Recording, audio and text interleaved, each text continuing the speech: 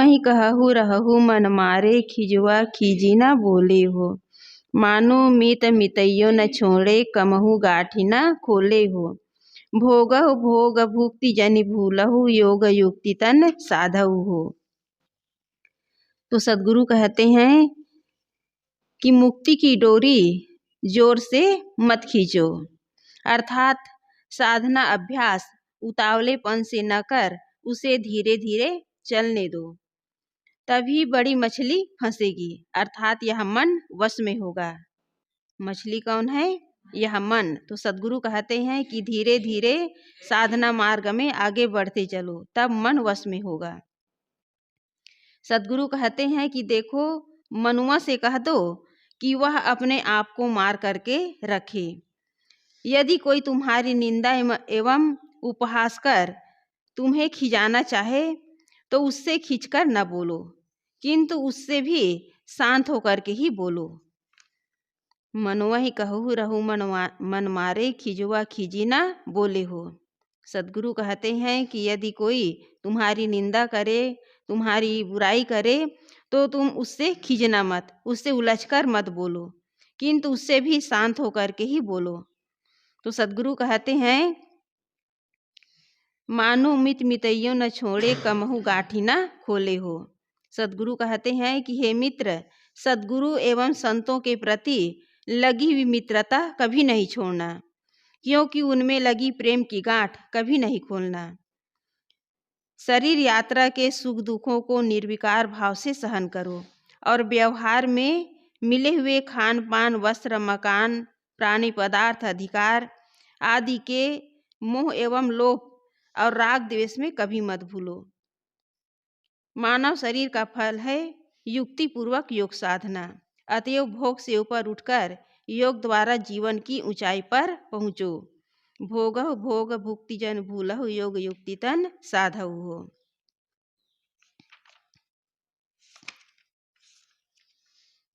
तो सदगुरु कहते हैं, मुक्ति की डोरी गाड़ी जन खींचहु, तब बचिहै बड़ रोहू हो। साधना जोर से मत करो, तभी मन वश में होगा। कहार लोग जलाशय में जाल डालकर मछली फंसाते हैं। उनके जाल में बड़ी बड़ी रोहू नाम की मछलियां तभी फंसती है जब वे जाल की डोरी धीरे से खींचते हैं। जोर से खींचने पर मछलियां चौंककर भाग जाती है, परंतु धीरे धीरे खींचने पर वे अचेत रहती हैं और जान भी नहीं पाती, फंस जाती हैं। मन या मन जनित काम, क्रोध, लोभ, मोह आदि मनोविकार मछलियां हैं, और ये तभी साधना के जाल में फंसकर साधक के वश में होती है जब वह धैर्य पूर्वक लगातार साधना में लगा रहता है। तो इस पंक्ति में सदगुरु मुख्य बात बताते हैं कि तुम साधना में उतावलापन मत करो, तब मन वश में होगा। यदि मन में उतावलापन हो कि हम जल्दी साधना कर लेंगे, जल्दी हम परिपक्व हो जाएंगे, तो ये मन वश में होने वाला नहीं है। धीरे धीरे मन को वश में करने का काम यदि करते चले जाओगे, तब मन जो है वश में होगा। सदगुरु कबीर साहब जी ने कहा कि धीरे धीरे रे मना, धीरे सब कुछ होए, माली सींचे सौ घड़ा, ऋतु आवे फल होए। जो धीरे धीरे साधना का काम करता है वही अपने साधना मार्ग में धैर्य पूर्वक आगे बढ़ता है। तो सदगुरु कहते हैं, साधना तपस्या नहीं है। तपस्यता में उत्कर्षता होती है, परंतु साधना में स्थिरता एवं मंथर गति होती है। तपस्या दिखाऊ होती है और साधना सम होती है। एक तरफ देहाभिमान और विषयों में आकंठ डूबे हुए भोगी हैं, तो दूसरी तरफ घोर तपस्या में तपते हुए तपस्वी हैं। भोगी जीवन मोक्ष का रास्ता है ही नहीं। भोगी जीवन मोक्ष का रास्ता नहीं है। कौन सा रास्ता है? वो भोग का रास्ता है। भोगी जीवन भोग का रास्ता है, किंतु घोर तपस्या भी मोक्ष का रास्ता न होकर लोक रिझावा एवं रिद्धि सिद्धि पाने का रास्ता है। कितने लोग जो हैं तपस्या करते हैं, तो ये भी मोक्ष का रास्ता नहीं है। ये केवल लोक रिझावा है और गलत मान्यता है, केवल रिद्धि सिद्धि पाने का रास्ता है। यहाँ रिद्धि सिद्धि का अर्थ कोई अनहोनी कल्पित वस्तु या शक्ति की प्राप्ति न समझ लेना चाहिए, किंतु इसका अर्थ यह है कि जो व्यक्ति समाज की नज़रों में तपस्वी हो जाता है, उसके पीछे जनता जो है लट्टू हो जाती हैं, उसे धन और सम्मान देने लगती हैं, और यही है रिद्धि सिद्धि पाना। बाहरी दिखावा और बाहरी पाखंड में अपने आप को बड़ा सिद्ध साबित करना, लेकिन इससे किसी का कल्याण होने वाला नहीं है। वो तपस्वी का भी कल्याण नहीं होगा, क्योंकि वो दिखावे में और लोक रिझावा में लगा हुआ है। साधक का रास्ता भोगी और तपस्वी के बीच का रास्ता है। भोगी स्वादासक्ति में पड़कर जमकर गला तक खाता है, और तपस्वी महीनों उपवास करता है। जो सांसारिक हैं, स्वादासक्ति में पड़े हैं, वो पेट भर खाता है, और कहाँ तक खाता है? गला तक खाता है। और तपस्वी महीनों उपवास करता है। लेकिन ये साधना मार्ग के लिए दोनों गलत है। न जमकर खाना है, न महीनों उपवास रहना है। तो सद्गुरु कहते हैं, जो साधक होते हैं वो स्वादासक्ति रहित स्वल्प भोजन लेता है। भोगी राग रंग में डूबा रहता है, और तपस्वी गर्मी में पंचाग्नि, ठंडी में जलाशय और वर्षा में खुले आकाश में रहता है। किंतु साधक शरीर रक्षार्थ वस्त्र, वासन, आवास आदि लेता है। भोगी केवल भीड़ चाहता है, और तपस्वी केवल वन। किंतु जो साधक होते हैं, भीड़ और वन दोनों में संतुलित रहता है। भोगी पैसे का दास होता है, और तपस्वी पैसे नहीं छूता। किंतु जो साधक होते हैं, वो अपने प्राप्त पैसे का सही सदुपयोग करते हैं। साधक वह है जो भोग और घोर तप, इन दोनों अतियों से दूर मध्य मार्गी में अपना साधना मार्ग में आगे बढ़ते हैं। तो इस प्रकार सदगुरु कबीर साहब जी न भोग को श्रेय दिए, न तप को, और श्रेय किसे दिए? मध्यम मार्ग को। कि साधक जो है साधना मार्ग में धीरे धीरे अपने मनोविकारों को, अपने वासनाओं को, इच्छाओं और कामनाओं को धीरे धीरे दूर करते हुए साधना मार्ग में लगे रहें। न इसमें शरीर को तपाना है, न भोगी बनना है, न सांसारिक भोग में पड़ना है। दोनों अति को दूर करके केवल मध्यम मार्ग में चलते हुए अपना जो साधना का काम है वो करते चले जाना है। यदि साधक जो है पेट भर जम कर खाएगा तो साधना नहीं कर पाएगा, और अपने इस साधना में जीवन में कहेगा कि मैं तपस्या करके, उपवास करके और निराहार होकर के कल्याण कर लूँगा, तो भी होने वाला नहीं है। भगवान बुद्ध भी किए थे, घोर तपस्या किए थे, उसका शरीर पूरा जीर्ण शीर्ण हो गया, लेकिन बाद में उसे ये एहसास हुआ कि शरीर को तपाने से कल्याण होने वाला नहीं है, शांति मिलने वाली नहीं है। तो इस प्रकार सदगुरु कबीर साहब जी बीच का मार्ग अपनाए हैं। साधना में तेज चलने वाला जल्दी पहुंचता है। यह बात सही होने पर भी वह तेज चलना काम नहीं करता। जो 1 किलोमीटर तो दौड़कर चल ले और दिन भर बैठा रहे, इससे तो वह यात्री अच्छा है जो दिन भर धीरे धीरे चलता है। कोई साधक 4 दिन बड़े जोर शोर से साधना में लग गया, फिर उसके बाद उसका मन ढीला ढाला पड़ा, तो उसकी सफलता का साधन नहीं बन सकता।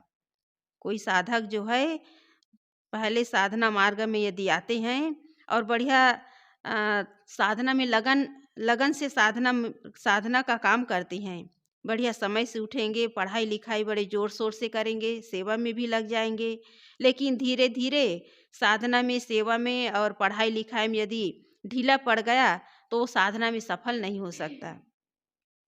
जो हम शुरुआत में साधना का अभ्यास जो शुरुआत में किए हैं, वही अभ्यास निरंतर बनी रहे और उसमें किसी भी प्रकार की कमी ना हो, ढिलाई ना हो, तब साधना का काम बन पाएगा।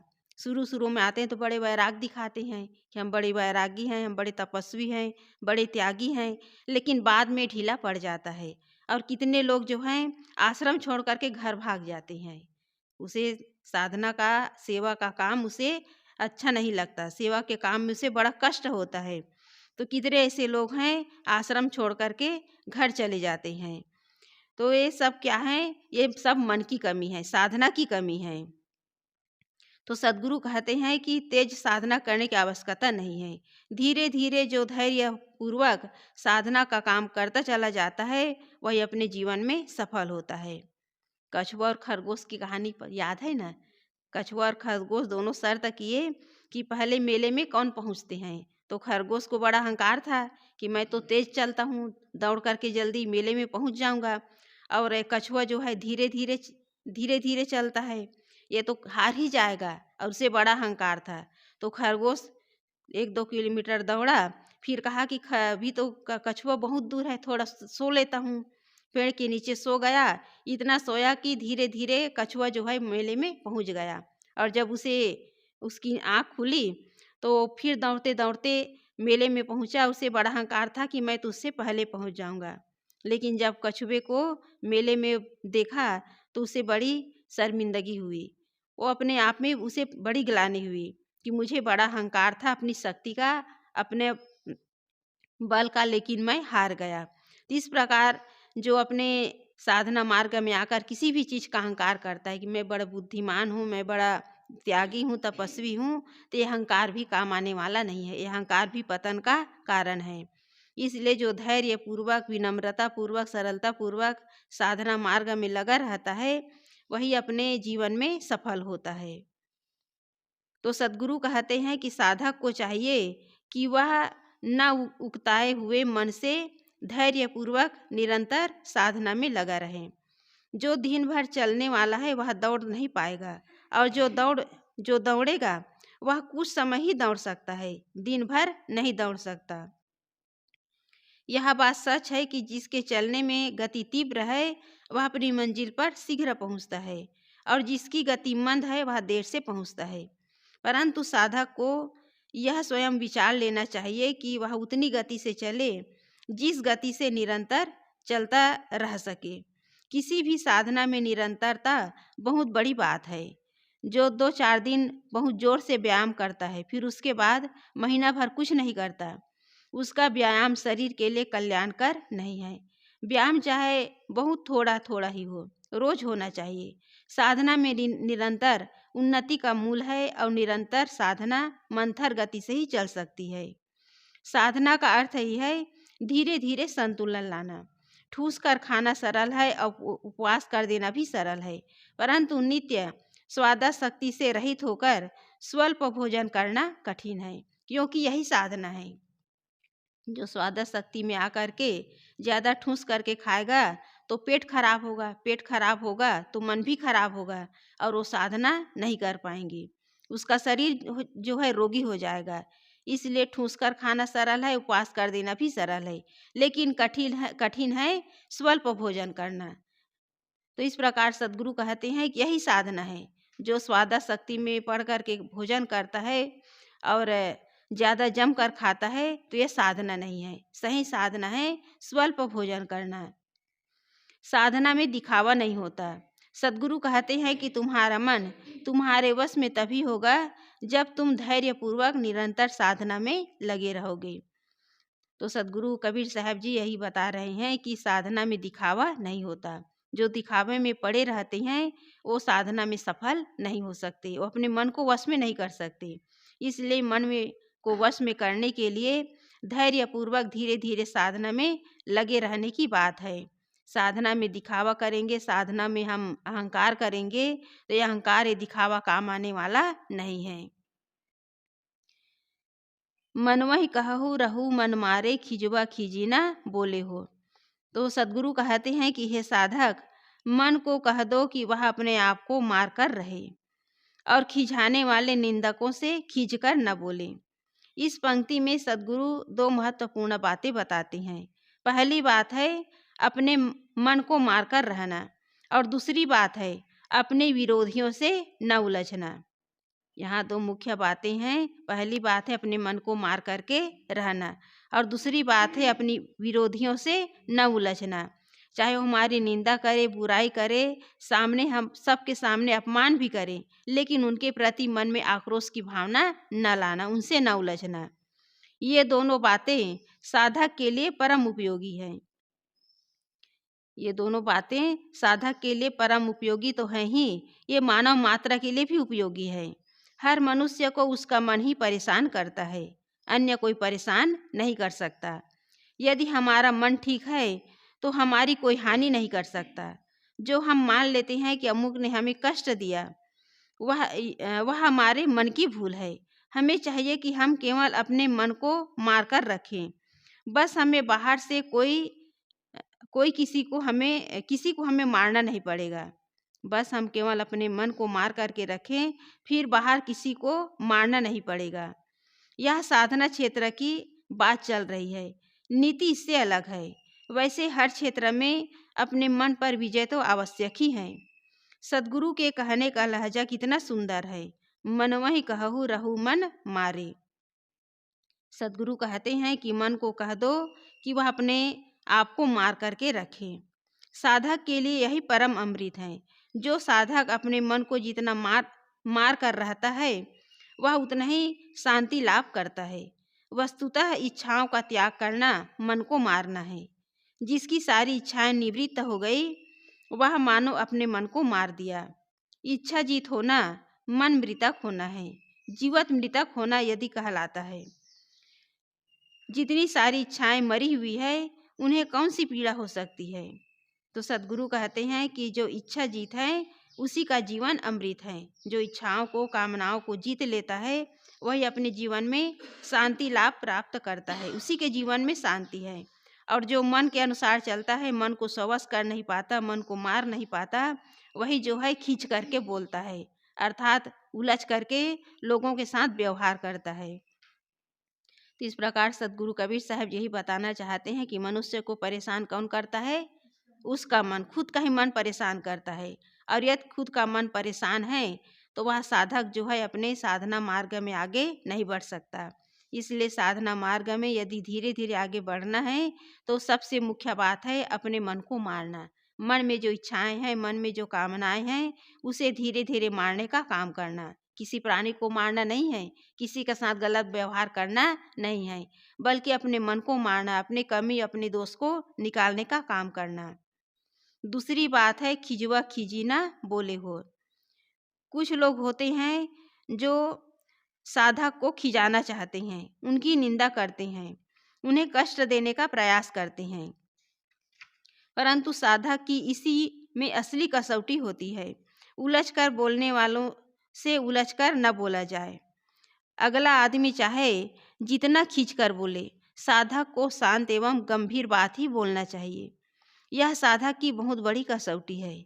ऐसी बातें लिखते, कथा प्रवचन करते समय ऐसा मन बना रहना सरल है, परंतु प्रतिकूल परिस्थिति में अपने आप को संतुलित एवं निर्विकार बनाए रखना बहुत बड़ी बात है।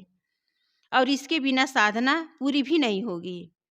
बड़ी बड़ी बातें लिख देना कथा प्रवचन के समय, अपने मन को सरल और विनम्र बना लेना, ये तो सहज है। लेकिन खास बात है प्रतिकूल परिस्थिति आने पर भी अपने मन में जो समता का भाव है, उसे बनाए रखना, ये बहुत बड़ी बात है। अपने मन को संतुलित और निर्विकार बनाए रखना, ये बहुत बड़ी बात है। और इसके बिना साधना जो है पूरी नहीं होगी। एक बार एक तपस्वी साधक जब स्नान करके गुरु के पास दीक्षा लेने चला, तब एक मेहतर ने उसके शरीर पर धूल उड़ा दिया और वह उससे जल भून उठा। गुरुजी को यह सब पता लग गया था और उन्होंने साधक के पहुंचने पर उससे कहा था कि बेटा, तुम तपस्वी तो जरूर हो, पर तुम्हारा मन सांप वैसे ही फुफकार मारता है। यह दोबारा तपस्या में और वह व्यक्ति जो है, साधक जो है, दोबारा तपस्या में लगा। और तपस्या के बाद जब स्नान कर गुरु के पास चला, तो मेहतर ने उसके अंग में झाड़ू छुआ दिया। अब की बार तपस्वी कुछ कहा तो नहीं, किंतु उसका मन क्रुद्ध हो गया। गुरु ने अब की बार तपस्वी साधक से कहा कि बेटा, सांप अभी पूरा मरा नहीं है। सांप अभी भी पूरा मरा नहीं है। तिबारा जब तपस्या के बाद साधक गुरु के पास चला, तब मेहतर ने उसके ऊपर कचड़े की टोकरी उड़ेल दी। तो तपस्वी ने मेहतर के पैर पकड़ लिए और कहा कि आपने तो मेरा उद्धार गुरु का काम किया, आपने तो मेरे उद्धार में गुरु का काम किया। तो इस प्रकार ये कहानी है समझाने के लिए कि हर मनुष्य के अंदर सर्प बैठा हुआ है। कौन सा सर्प? अहंकार रूपी सर्प। जब तक वो सांप पूरा मरेगा नहीं, तब तक जो है साधना का काम होने वाला नहीं है। जैसी प्रतिकूल परिस्थिति आती है, मन के प्रतिकूल कोई काम होता है, तो वही सांप जो है फुफकारता है। तो इस तरह असली चीज़ है अपने अंदर जो अहंकार है, उसे मारना। तो ऐसे उदाहरण कहना लिखना सब सरल है, परंतु समय पर स्वयं इस कसौटी पर खरा उतरना बहुत बड़ी बात है। आदमी छोटे से मच्छर के काट लेने पर तिलमिला उठता है और उस पर हाथ चला देता है। किसी की तरफ से निंदा अपमान आदि पाकर उससे न खींचना, खींचकर न बोलना बहुत बड़ी बात है। साधक की भलाई या ऊंचाई भी इसी में है। संसार में उच्च संतों पर नजर डालिए तो पाइएगा वे सदैव निर्विकार रहे। निंदकों से खींचकर बोलने की बात तो दूर, स्वयं कबीर साहब जी ने निंदकों को आंगन में कुटी छबाकर बसाने की बात कही है। निंदक नीरे राखिए, आंगन कुटी छवाए, बिन पानी साबुन बिनु निर्मल करे सुवाए। गोस्वामी जी ने भी कहा है, इतते ते पाहन हने उतते वह फल देत। एक फकीर को एक व्यक्ति गाली दे रहा था। फकीर मीठी वाणी में उसे समझा रहे थे। फकीर ने एक शिष्य से कहा, हुजूर आप क्या कर रहे हैं? वह गाली दे रहा है और आप इससे मीठी बातें कर रहे हैं। एक तीसरे सज्जन ने कहा कि हर वस्तु अपना ही रस टपकाती है, दोनों में से अपना अपना रस टपक रहा है। सदगुरु ने एक जगह कहा है, बिजली परे समुद्र में कहा सकेगी जारी। यदि बिजली समुद्र में गिरे तो क्या जलाएगी? जो महापुरुष जो है शीतल है, उन्हें कोई उद्वेगित नहीं कर सकता। इसलिए साधक को चाहिए कि अपने निंदकों से भी खींचकर न बोले। जो जितना शांत भाव से दूसरे के कड़वे वचन, कड़वे व्यवहार को सह लेता है, उतना ही अपने जीवन में, साधना जीवन में वो निखार लाता है। इसलिए यहाँ मुख्य बात है कि कोई हमारी निंदा करे, आलोचना करे, बुराई करे, निर्विकार भाव से सह लेना।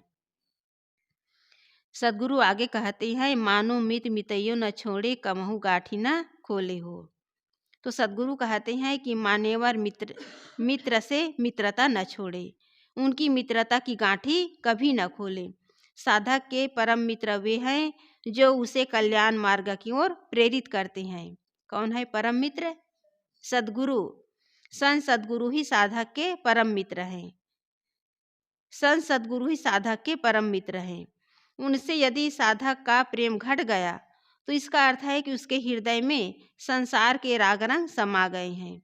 मन तो एक है, उसमें सांसारिकता समाएगी तो साधना एवं संत गुरु के प्रति प्रेम घटेगा। और यदि उसमें भक्ति, वैराग्य और ज्ञान रहेंगे तो वह संत गुरु के प्रति श्रद्धावान होगा। पानी को छोड़कर कमल जो है हरा भरा नहीं रह सकता। इसी प्रकार संत गुरु के प्रति भक्ति, श्रद्धा, निष्ठा, सेवा, आदर भाव आदि छोड़कर साधक जो है साधना मार्ग में नहीं ठहर सकता। जब मन में सांसारिकता आती है तभी संत गुरु के प्रति रही हुई श्रद्धा टूटती है। तो कबीर साहब जी साधकों को सावधान करते हैं कि यह साधक संत गुरु परम मित्र हैं, उनसे कभी भी मित्रता नहीं छोड़ना। संसार के कीचड़ से निकालने वाले वे ही हैं।